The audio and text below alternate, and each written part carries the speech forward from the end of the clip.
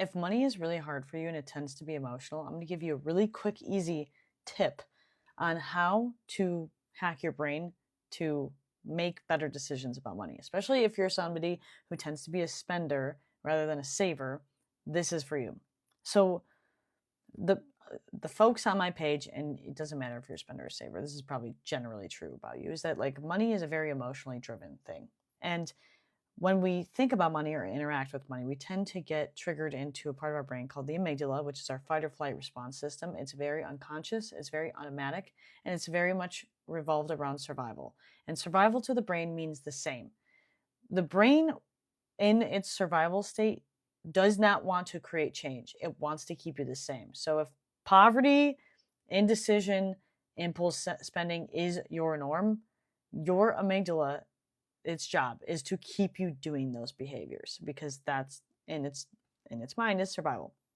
So what we need to do is get blood to flow to your prefrontal cortex. That's the front of your brain. It's the part of your brain that takes the most amount of effort to develop.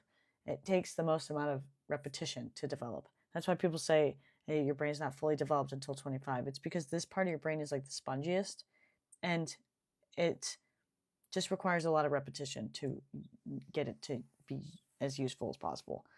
So the best way and the easiest way, the quickest way to get ourselves into our prefrontal cortex when it comes to money is we need to understand the difference between objective and subjective reality. Subjective reality is what gets us in our amygdala, or the fight or flight response, right? It's the stories we tell ourselves like, I'm broke, I deserve this, I'll never get ahead in life, I'll never be able to afford a house, the economy, the boomers rigged the economy, right? These are subjective observations of reality.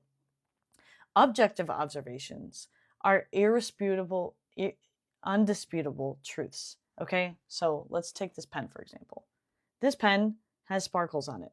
This pen is turquoise. This pen has 2 hearts on it. This pen has words on it, right? These are objective observations of reality. And when I do that, I get blood to move to the front of my brain. So how do we do this when it comes to money? You're going to get a situation where maybe a toll bill comes in the mail and you're like, oh, fuck, like, I didn't mean to go into the toll booth and I didn't know I was, or whatever. Oh my gosh, this is going to ruin me. These are objective observations of reality. They get us in our amygdala. What we need to do in that situation is switch over to the objective observations of reality and start to name things on the bill. I actually literally have a toll bill. I'll do this with you right now. Start to name the objective truths on the toll bill, because that's going to get blood to move to the front of your brain. And you can literally do things like, the color purple exists on this bill. This symbol is yellow. The amount due is $10.35. The due date is July 2nd, 2026. Like, the company name is blank. The statement ID is this. Just start naming things that are objectively and irrefutably true. Like, you could literally just say the address of this company is this address. It exists in this city. Because what it's going to do is it's going to get blood to move to the front of your brain. And then you're going to start to calm down, because your prefrontal cortex is the part of your brain that manages and regulates your emotions. Then you can start to think rationally about it. Of like, okay, where is this going to fit in my budget? Where is the money going to come from? Then you can problem solve. You can say, okay, it's like $10.35.